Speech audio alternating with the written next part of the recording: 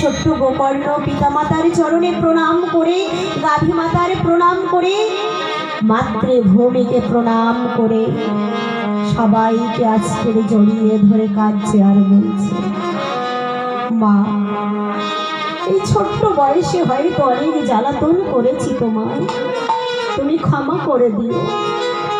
ব্রাহ্মণীর পায়ে প্রণাম করে বলছে, গোয়াল ঘরের গাভী মাতাকে বলছে, মা তুমি পশু হলেও তুমি যে আমাকে একজন মানুষ হয়ে জন্ম দিয়েছ,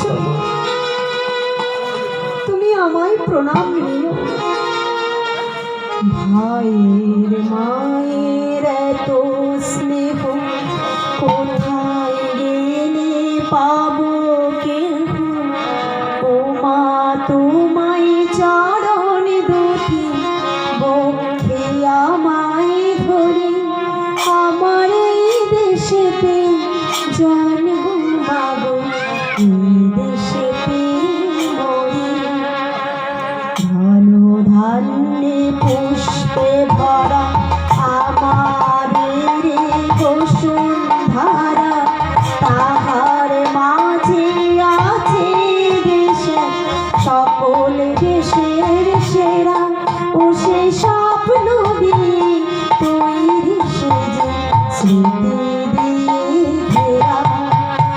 এমন দেশটি কোথাও খুঁজে পাবে না কো তুমি, সকল দেশে রানী সেজে আমার জন্মভূমি, সে যে আমার জন্মভূমি, সে যে আমার জন্মভূমি। যেখানে ভাইয়ের মায়ের এত স্নেহ, কোথায় গেলে পাবি কেহ, এই ভালোবাসা আর হবেই তো দেখা হবে না ভাই। মা তোমার সাথে দেখা হবে না, দাদা তোমার সাথে দেখা হবে না, কাকু তোমার সাথে আর দেখা হবে না। আমি চললাম আজ ব্রজধামে বৃন্দাবন ধামে। চলে গেলেন গোকর্ণ। এদিকে বাড়িতে আছে ধুন্ধর ধুন্ধরি আর ব্রাহ্মণ আর গাভী মাতা। প্রতিদিন দিনকে দিন বড় হচ্ছে, পাড়ার লোক অবজেকশন করছে, তোমার ছেলে এই করেছে, তোমার ছেলে এই করেছে, আমার ছেলে এই করেছে, না না কখনো করতে পারে না। এতদিন তোমরা গোকর্ণকে দোষ দিয়েছো, কিন্তু এবার তোমার ছেলে করছে, এটা হাড়ে হাড়ে টের পাচ্ছ তো? বেশ, তুই একটু ভালো হ বাবা, তুই একটু ভালো হ।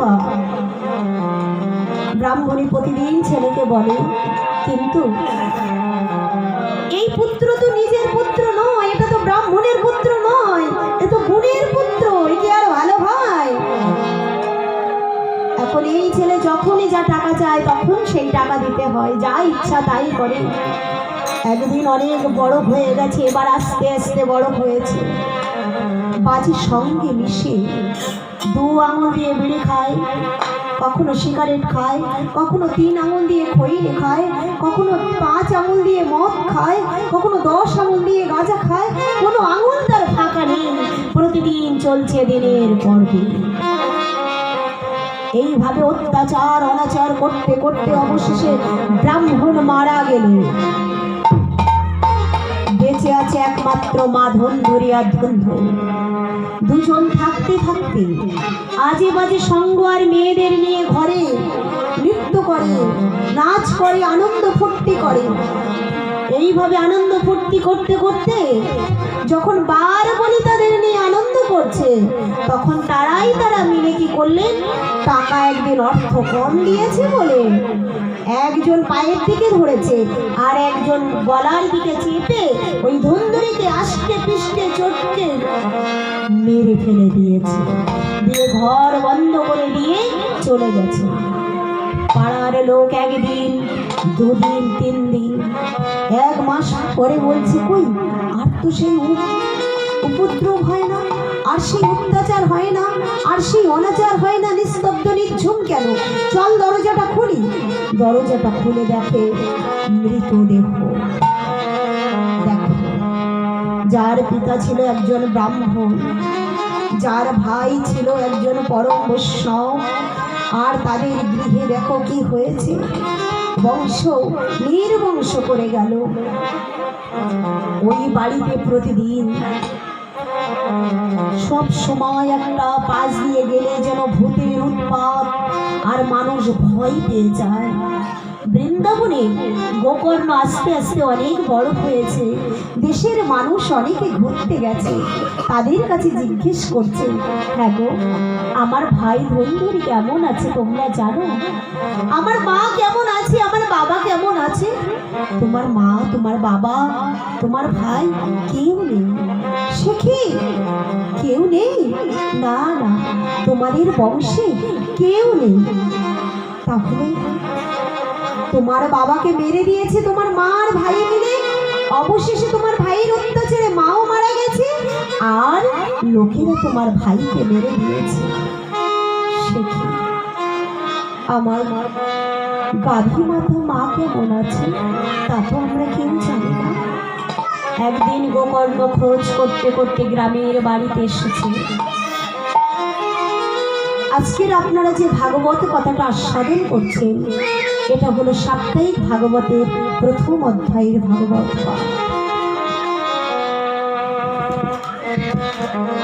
এখন ঘুরতে ঘুরতে নিজের গৃহে এসেছে গোকর্ণ। এসে গ্রামের মানুষগুলোর কাছে চিনিয়ে নিয়ে বলছে, হ্যাঁ গো, এই না সেই আমার জন্মভিটা, এই আমার সেই বাড়ি, এই আমার সেই পুকুর, এই তো সেই আমাদের গোয়াল ঘর। গাভী মাতা কই, কই কই গাভী মাতা? মা,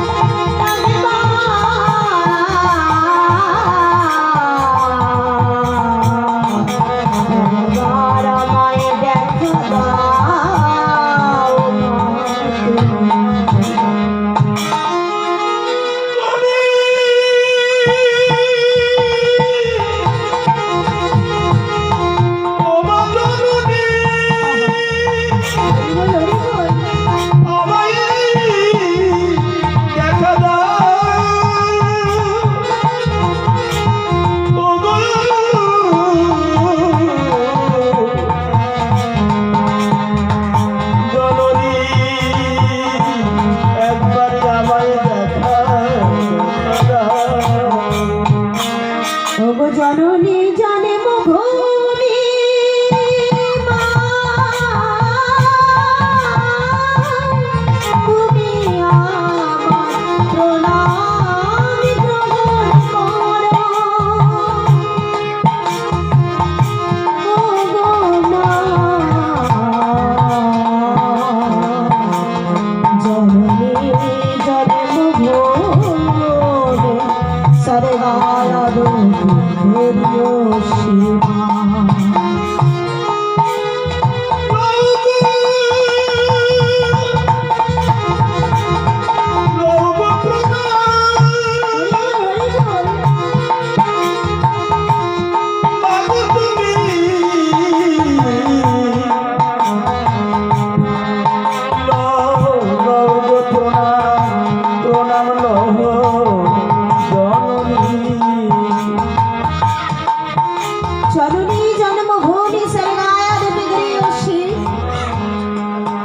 গর্ভধারিণী মা, তুমি আমার প্রণাম নিও। জন্মভূমির জননী জন্মভূমি তুমি আমায় প্রণাম নিও। একই অবস্থা, একই গাছের পাতা শুকনো, ভিটের মাটি সব রুক্ষ, বাড়ি অনাচার আর অত্যাচারে ভরপুর। একই রাধে রাধে রাধা রানীকে বৃন্দাবনে ধাম কি রাধে। আমি আমার জননী জন্মভূমিতেই এসেছি রাধারানী।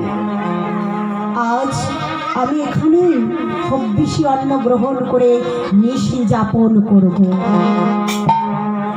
গোকর্ণ নিজের জন্ম ভেটেতে এসে একটা টিপড়ি খুললেন 3টে ইট দিয়ে।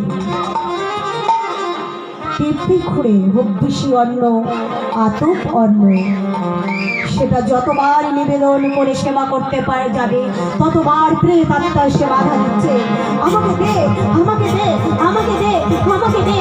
একই একই কে তুমি, কে কে? চলে গেল। আবার যতবার নিবেদন করে গোবিন্দায় নমঃ বলে প্রসাদ পেতে যাবে, আবার প্রেত আত্মা এসে বলছে আমাকে দে, আমাকে দে, আমাকে দে, আমাকে দে। বেশ, এই রইল আমার হব্বিষি অন্ন, এই রইল আমার প্রসাদ। গোবিন্দায় নমঃ বলে একটা অন্ন দাঁতে কেটে রেখে দিল গোকর্ণ। কৃষ্ণ নাম করছে সারা সন্ধ্যা থেকে, সন্ধ্যা থেকে কৃষ্ণ নাম গাইতে গাইতে গাইতে গাইতে জপের মধ্যে জপ করছে। আর জপ করতে করতে বৃন্দাবনে বৈষ্ণবাচার্য হরিদাস ঠাকুরকে স্মরণ করলেন। বলিয়ে বৈষ্ণবাচার্য হরিদাস ঠাকুর কি, নামাচার্য হরিদাস ঠাকুর কি, নরোত্তম ঠাকুর কি। সবাইকে স্মরণ করতে করতে গোকর্ণ আস্তে আস্তে নিদ্রার কোলে ধরে পড়ল। যখনই নিদ্রাগত হয়ে গেছে, কি যেন স্বপ্নে বলছে,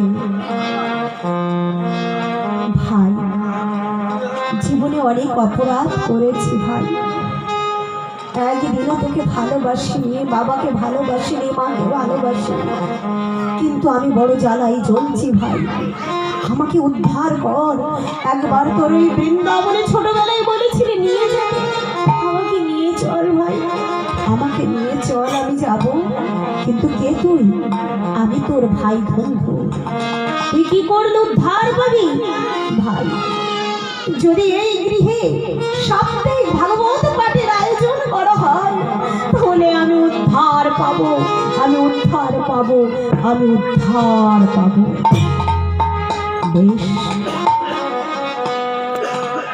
পরদিন গোকর্ণ আয়োজন করলেন সাপ্তাহিক ভাগবত পাঠে।